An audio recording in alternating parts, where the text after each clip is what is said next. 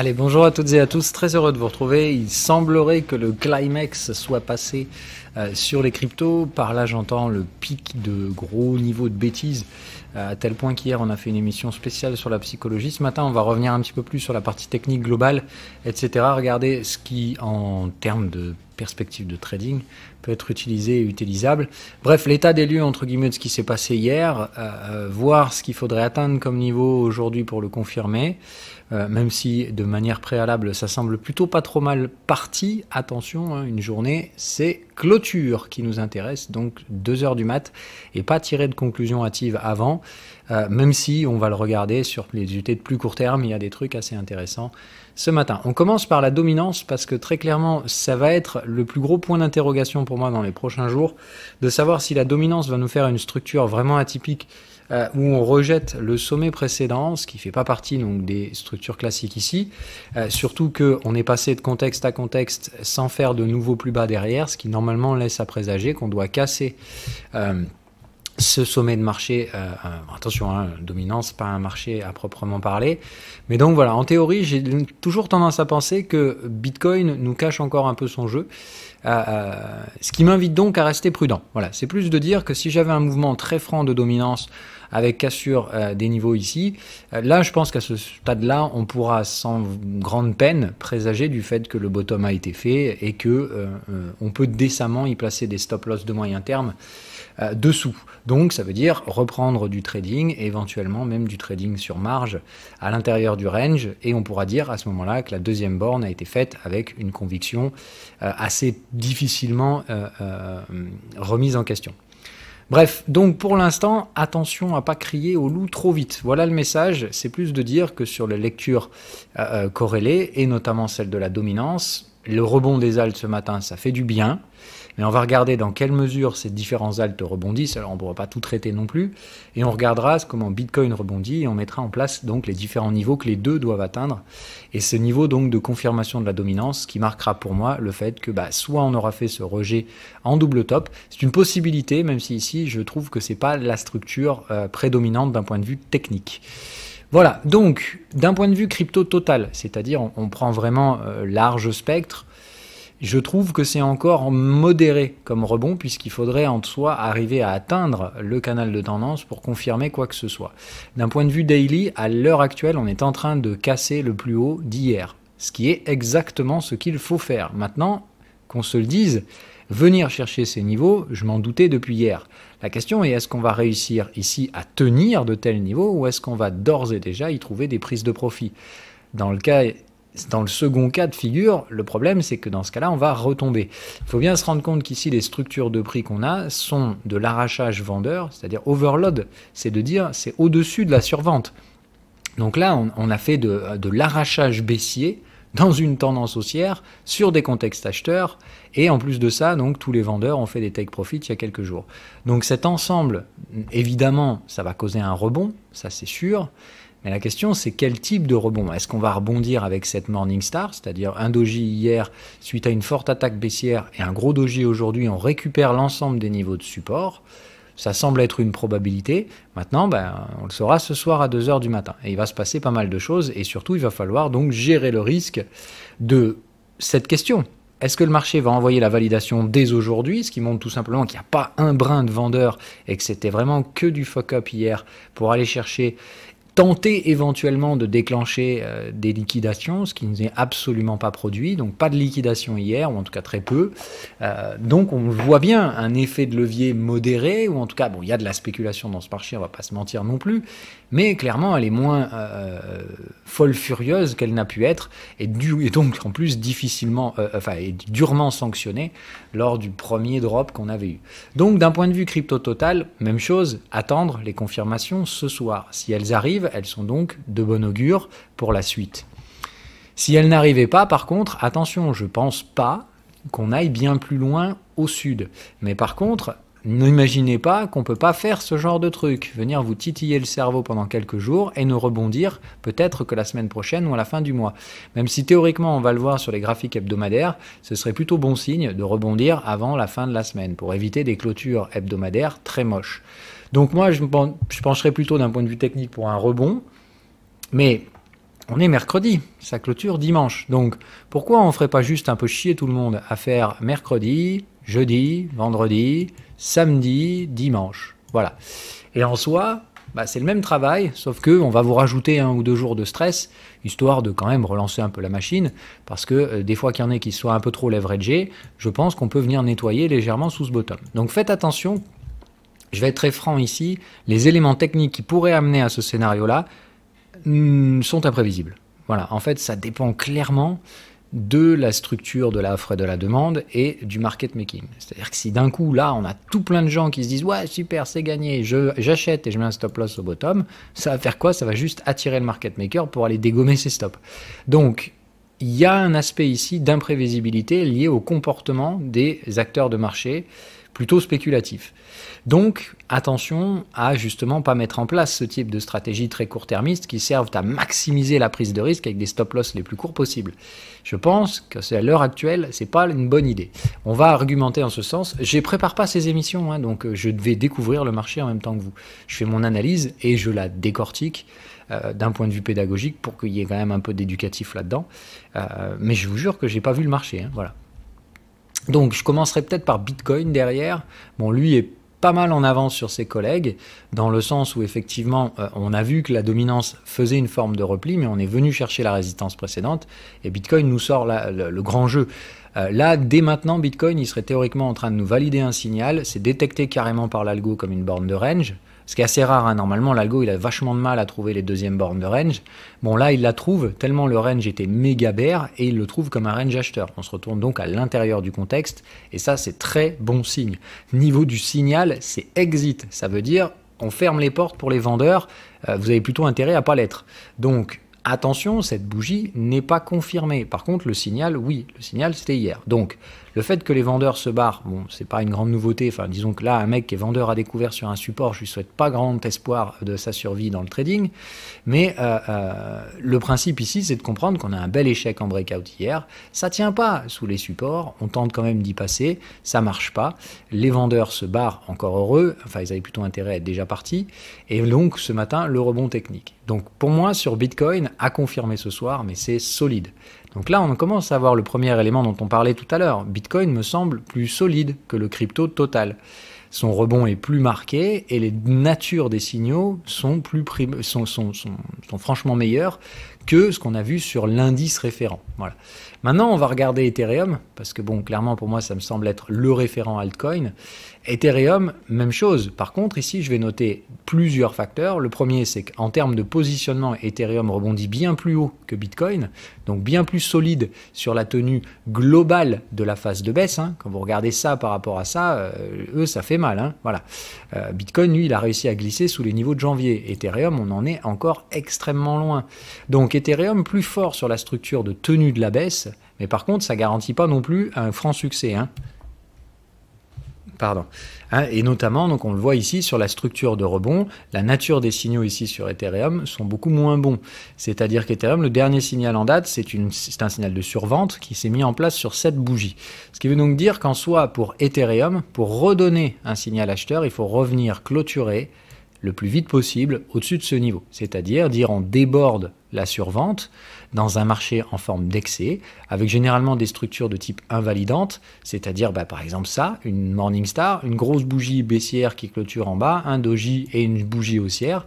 Donc Ethereum, il faudrait vraiment envoyer le signal aujourd'hui pour que ce soit plutôt favorable. Donc le niveau à maintenir aujourd'hui sur Ethereum en clôture ce soir, c'est 20 021, alors non, 20 040, non je sais plus, voilà, 20 042, 62.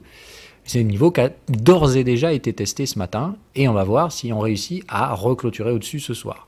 Le cas échéant, eh bien, ça maintiendra la pression et attention, Ethereum a tenté des breakouts baissiers et pour l'instant, il n'y a pas nécessairement de signal sur le point bas, si ce n'est l'échec de breakout hier sur les mêmes niveaux que Bitcoin.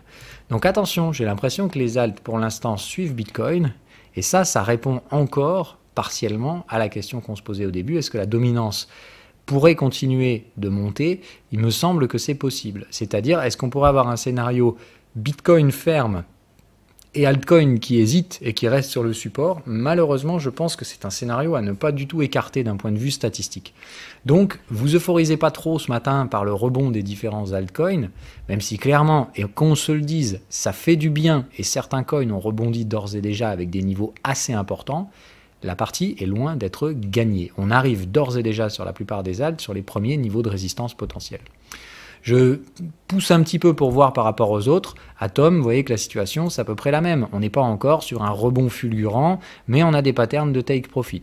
Donc là, on va dire d'un point de vue général, c'est plutôt pas mal. Côté Nexo, pareil, on arrive à franchir le point haut de la journée d'hier, mais les structures restent complètement arrachées à la vente et on n'est que sur des take profit vendeurs. On n'est pas sur le gros exit du Bitcoin. Là, on est survendu, on pourrait faire du double bottom sur Solana. La reprise est plutôt forte, là je vous laisse apprécier la mèche, et surtout on n'a pas glissé sur le support. Donc Solana, encore super bon dossier. Perso, moi j'ai profité de cette baisse pour en reprendre un tout petit peu. Ah mais tout petit peu, hein, voilà, il ne s'agit pas de doubler les tailles de position. Côté Ripple, pas très sexy la reprise, on est toujours sur du squeeze, mais on a les mêmes patterns de take profit, et on est toujours sur les zones d'overlap. Si on remontait en hebdo, ce serait plutôt bon signe pour la survie de Ripple, et j'ai envie de dire ici même plutôt capital. Je vais devoir, comme on a fait un nouveau plus bas, réajuster ces fourchettes. Bon, ça ne change pas grand-chose en l'état. Donc c'est vraiment des niveaux cruciaux, mais attention à ne pas anticiper donc des cassures de résistance peut-être trop prématurées. Côté Stellar, à peu près, on va dire, l'équivalent des réactions des autres collègues, des structures de take profit, au-delà, enfin, sur des niveaux extrêmement bas. Là, on est sous les contextes, donc plus baissier que les collègues, mais on voit bien qu'ici la structure de déplacement de la valeur est très loin d'être baissière. Autrement dit, Stellar, ça peut rebondir hyper fort puisque l'appréciation de la valeur se fait à peu près vers 0,50. On est tombé à 0,20. C'est juste pour vous montrer l'amplitude du truc. Donc attention à pas non plus freiner ces rebonds. Hein. J'entends bien, il ne s'agit pas ici de dire ah ben non, où est-ce que je fais des TP dans ces zones-là. Non, non, c'est de comprendre qu'il peut y avoir des spéculateurs de court terme qui arbitrent ces zones de prix et ça peut causer le fait de rester bloqué dans ces zones de prix, tout comme franchement pour moi il faudrait être complètement fou pour s'opposer aux mouvements de repli. Et ces mouvements de repli peuvent remonter très fortement. Stellar, c'est un des actifs qui risque de choper une énorme volate. Hein, parce que j'entends bien pour moi qu'on est baissé très très fort sur Stellar, mais on peut très bien rebondir tout aussi fort, et dans ce cas-là, on aura une baisse épidermique très violente, suivie d'une reprise tout aussi épidermique, et à mon avis, derrière, possibilité de se rediriger à terme vers des prix plus intéressants pour les acheteurs. Côté Cardano, c'est impressionnant la tenue. Pareil, belle mèche basse hier, signal de TP sur les canaux de tendance. Attention, on a glissé sous les contextes, donc même chose ici. Est-ce qu'on va se repositionner au-dessus? Sinon, le cas échéant, à la fin du mois, il est assez probable que la valeur donc de Cardano se redétériore. C'est-à-dire, on est monté très très fort sur les derniers mois. Là, à mon avis, on risque de retourner les contextes, ce qui veut dire que Cardano va s'opposer à de très fortes résistances vers la zone des 1,80-90. Mais voilà, encore une fois, c'est ici que vont se trouver les résistances, et c'est très significativement au-dessus des prix qui étaient cotés hier. BNB, je prends pour dernier exemple, et après, voilà, vous aurez compris le délire. Take profit, bon voilà. En gros, vous captez que sur la plupart des bons coins, il n'y a plus de vendeurs. Il n'y a plus un seul mec capable de vendre ces marchés. Et on réagit positivement sur des supports. Est-ce que de là, c'est d'augure à nous causer des rebonds magistraux? Peut-être pas, attention au rythme des rebonds, mais clairement d'un point de vue gestion du risque. Hier, on est allé chercher des niveaux débiles. Et tout ce qu'on voit, c'est que personne ne vend sur ces niveaux débiles. Donc on va rebondir par absence de vendeurs dans un premier temps, et après, il faudra prouver sa force acheteuse. Donc ça, théoriquement, ça ne fait que confirmer le plan que je partage avec vous déjà depuis plusieurs semaines. On va probablement rebondir sur des zones médianes pour chercher des structures théoriques de troisième borne de range. Et c'est là-bas qu'on verra, en fonction des rebonds, qui arrivent en premier, qui rejettent sur ces zones, quel type de signaux on a, etc. Qui va complètement exploser les zones de troisième borne parce que personne ne demande à la vente. Voilà, il faut comprendre que le hachage psychologique qui a été fait entre euphorie et panique va probablement devoir se normaliser au courant du mois de juillet, peut-être même du mois d'août et peut-être même du mois de septembre. Le réamorçage du bull run est toujours hypothétique, mais à mon sens, il est fort probable. La question, c'est le timing. Est-ce qu'on va juste exploser toutes les troisièmes bornes de range dans une phase d'euphorie complètement folle avec des retours aux ATH? Je pense que certains coins ont une forte probabilité de le faire. Ethereum, pour ne pas le citer d'ailleurs. Donc, on a fait cette comparaison. Alors, je l'ai faite qu'en anglais, mais cette comparaison face à Apple et le positionnement et les réactions de prix qu'avait Apple dans son propre cycle de révolution il y a très longtemps. Et on voit bien qu'au sein du cycle 2000-2008, donc post-crash de 2000 pour Apple, et bien avant d'atteindre le sommet de 2008, au sein de ce premier cycle de hausse, qui n'est pas en plus le plus gros cycle pour Apple, hein, c'est vraiment 2008 à aujourd'hui que Apple a connu la plus grosse expansion. Et je pense qu'Ethereum sera soumis à peu près au même cycle, avec un cycle intermédiaire qui devrait se terminer l'année prochaine, ou peut-être la suivante, on va dire 2022-2024 pour être large, et puis un second cycle d'expansion folle furieuse, à mon avis, pour Ethereum, après ce cycle-là. Donc attention, hein, tout ne sera pas un long fleuve tranquille, c'était le message envoyé dans cette vidéo. Donc, si vous êtes anglophone, vous pouvez aller la regarder, sinon je pense que c'est compréhensible pour tout le monde. Mais voilà, attention donc à ces genres de cycles, et on l'a vu que sur l'histoire, Apple, dans des contextes relativement similaires, qui avait donc réagi sur des niveaux relativement similaires à ceux auxquels Ethereum a rebondi hier, ben on voit que derrière la phase de reprise qui s'est mise en place, c'est un arrachage haussier. Hein. Ce que ça donne en équivalent Apple, c'est ça, hein, c'est one shot et tout de suite en ATH. Voilà. Et après, une petite phase de correction sur l'ATH, et puis on repart. Mais c'est vraiment, dans l'histoire, Apple avait connu des phases de repli similaires et s'en est sorti en ne gérant même pas le risque ici. Hein. C'est-à-dire, on voit qu'il y a une toute petite travail de prix à plat avant de continuer de bourrer. Autrement dit, il n'y a pas la moindre demande vendeuse sur les zones de troisième borne. Tout ça, évidemment, ça statuera pour ma part en fonction de la clôture qu'on aura ce soir, demain, après-demain, et surtout de la clôture hebdomadaire. Ce qui m'intéressera derrière, c'est au niveau de la clôture mensuelle, de voir si l'algo va détecter le renversement de contexte ou si tout simplement il va voir que le rebond est tellement fort que cette bougie n'a en soi jamais réellement installé de valeur sous les contextes. Dans ce cas-là, qu'est-ce qui va se passer? La valeur Ethereum, elle va continuer de monter et probablement que le prix également. Donc tout ça, on naviguera à vue. On pilotera à vue, mais pour l'instant, voilà, le niveau à reprendre pour Ethereum ce soir, c'est 2042, pour montrer qu'on a un signal sur le bottom. Sinon, attention, hein, le fait de réagir sur le double bottom n'est pas en soi négatif. On réagit sur le canal de tendance. Ça veut juste dire que la survente qu'on avait connue il y a quelques jours, on vient la porter sur le canal de tendance. Je rappelle, les signaux bleus n'ont de valeur que s'ils se produisent sur le canal de tendance. Donc là, c'est de dire que d'un état de fait, on est survendu et ce serait bien de récupérer le point bas de la chandelle qui l'a déclenché. On note également que sur Ethereum, on tente des cassures de cycle à la baisse dans un marché qui est juste tellement boule que ça fait mal aux yeux. Donc attention à, pour l'instant, pas statuer de la réussite de l'échec de ce breakout. Bon, enfin, en tout cas, du coup, de la réussite de formation de ce support par l'échec du breakout, parce que, bon, pour l'instant, on pourrait très bien revenir chercher ces niveaux.